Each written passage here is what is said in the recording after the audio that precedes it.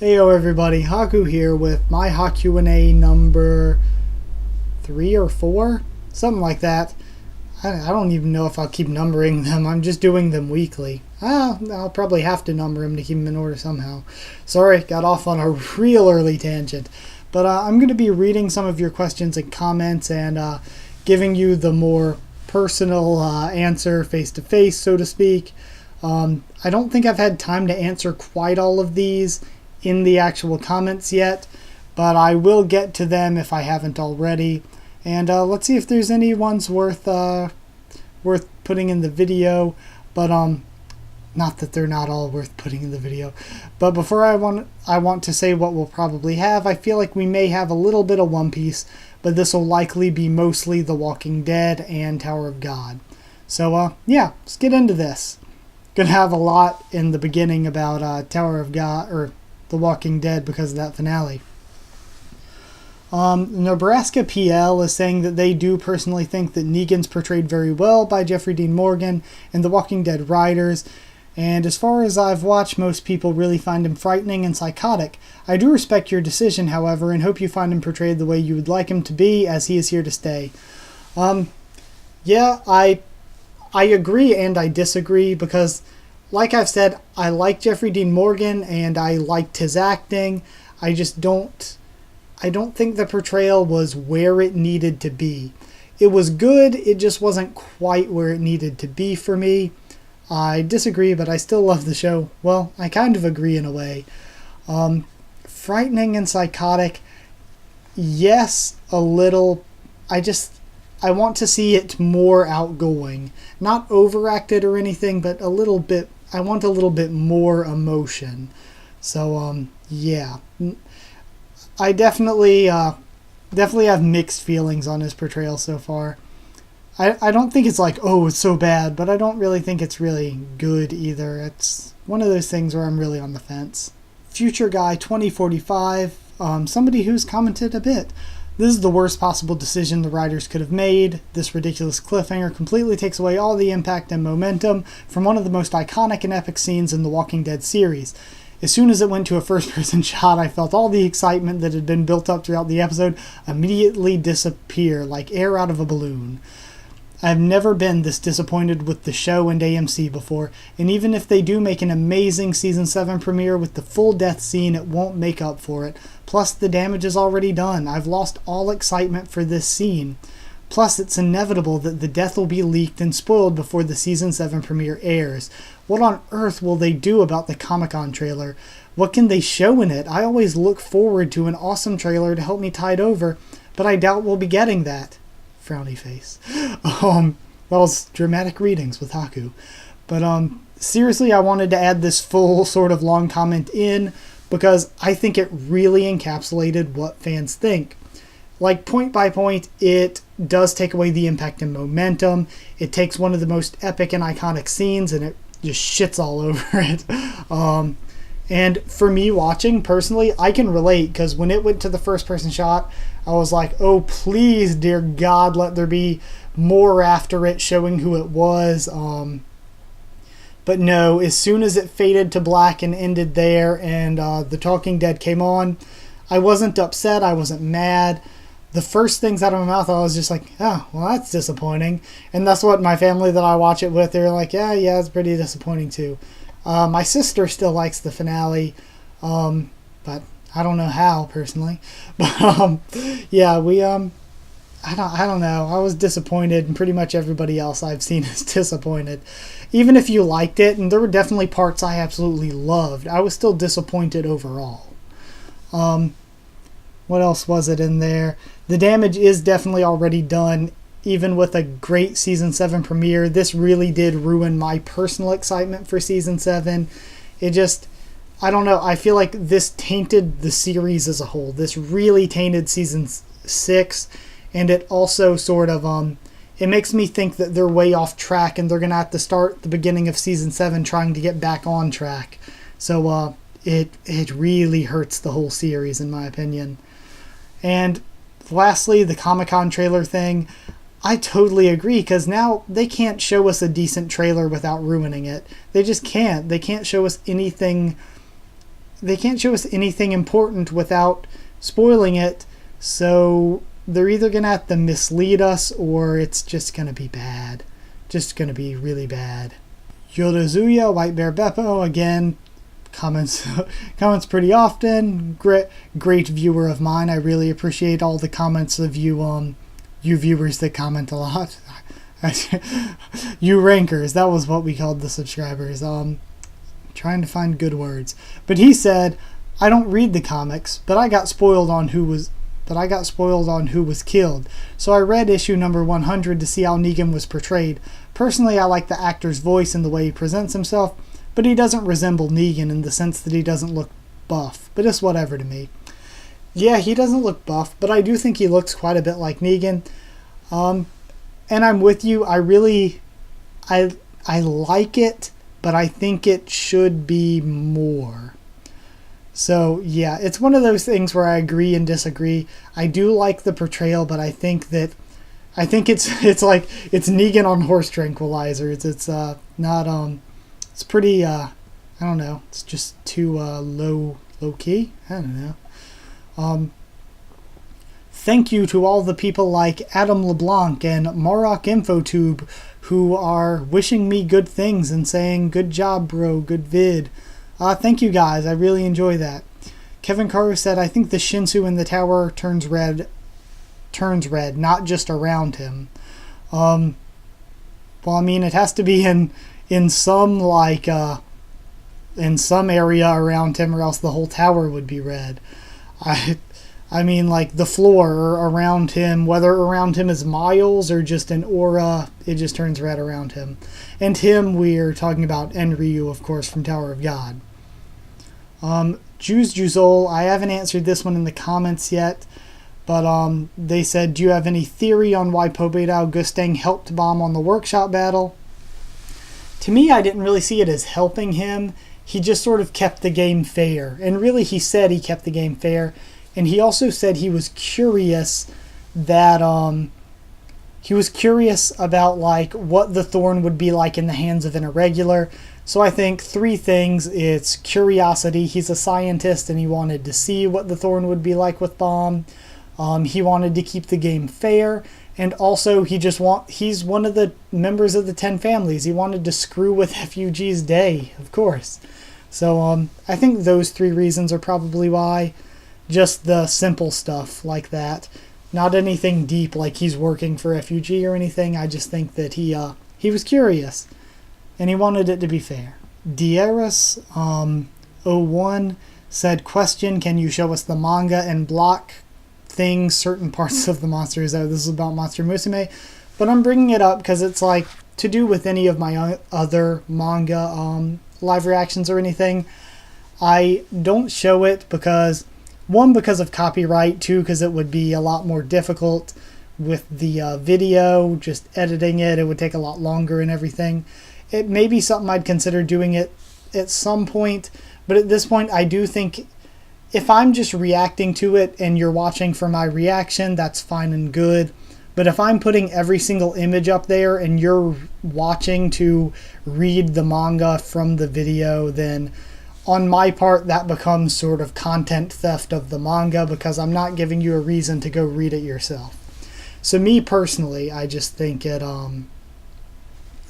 should definitely not be something that I actually put in the video. Mike Niemts,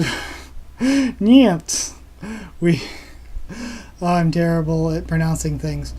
We talked a bit about the Bayroad and Varagarv, and hoping to see more of it, and I really do hope that we get a we talked a lot about the possibility of a Bayroad arc, and man, I hope we get a Bayroad arc. Seeing the fighting pits and seeing some of our characters in there, like put Elliot back in there. Let's see what Bomb and Rack and Chang and Boro would be like in there. I think it would be really cool, and we could have some side story going on with the other characters like we did in Workshop Battle. We also talked about enjoying Varagarv. I love Varagarv. He's such an awesome character.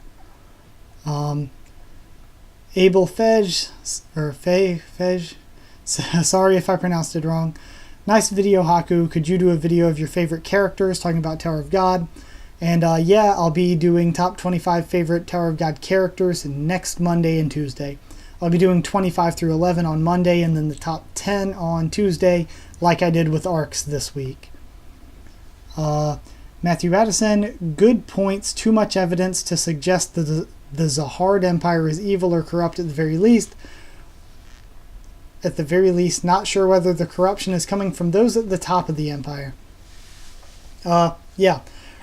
Really, I kind of put my thoughts out already in the Is the Zahard Empire Evil video. But yeah, and I think it is kind of coming from the top, because like when you're one of the 10 family heads or Zahard himself, you're so powerful that like if you wanted to do some evil shit, who's going to stop you? You are King Zahard. So yeah, that. Pats1289, one of his comments, it was in there, he said, great video as always, thank you for that. And he said, he or she, sorry, I don't mean to assume you're he or she said, glad to hear you'll be doing Fear the Walking Dead. I was going to ask that. Yeah, definitely going to be doing, I might not do a discussion every single week, but I'll still be doing the reviews and the predictions for sure. Because I really liked Season 1 personally, and Season 2 looks amazing. Abel Fej, this is one of the nicest comments I've ever gotten. But seriously, this really, I'll just read it. He said, Haku, I'm from Argentina, and I'm really glad that you make all of these review videos and talk about all the series that I like, especially Tower of God, because there's no one else that reviews this. I hope you can still keep growing much more, and this channel can make it to be more known. Thanks for every video you update and for being cool. Regards from Argentina. This, all of you, but especially this, is something that means a ton to me, because I don't know, I was having kind of a hard time in life when I started YouTube, and this channel, everything, even though it's small, I have less than 100 subscribers. This is probably the best thing that I've had in my life. And geez, I don't want that to sound sad or cheesy or to make it one of those kinds of videos, but yeah, I really appreciate it. And just whenever any of you say things like that, you guys mean more to me than I think you could understand. YouTube, this is, even though I just started, it's become very important to me. And seeing all of you, I've seen all your comments. I check out whenever any of you subscribe. I try to memorize all your usernames for when I see you again. Just thank you all so much. Like, I don't have words for how much it all means. No consensus about asking about a future Black 2 Pokemon playthrough, let's play, whatever. Said Nuzlocke sounds fun. So yeah, definitely taking that into consideration. I guess I'll do a Nuzlocke. I might check out trying to do it next week or something. Not sure. We'll see how things go with it. Adam Wonderly joked with me back and forth. You look so high, bro. I do not do drugs. Sorry. Nothing against you if you do. It's just not my thing. But yeah, and he was just joking because I have allergies and I am a squinty-eyed motherfucker. Like, it's something that I have really squinty eyes. I have these tiny little eyes in my head. So yeah, oh well. It was pretty funny. It was nice to talk back and forth. I like talking back and forth with you guys in the comments. Chelk with a 1 as the L said discussions on the various theories floating around as a suggestion for Tower of God. Yeah, that sounds cool. If I need a discussion one week and I can't think of anything, I'll definitely look into maybe finding other people's theories on the Reddit or something, and I'll talk about the theories and of course give credit to the creator and leave the link and say, hey, go check out this really cool theory, and I'll talk about it and my thoughts on it and stuff. So I could always do that for a discussion one week if I can't think of anything else. Carrie4116 said, awesome review, thanks. Thank you for the Thank you for the kind comments.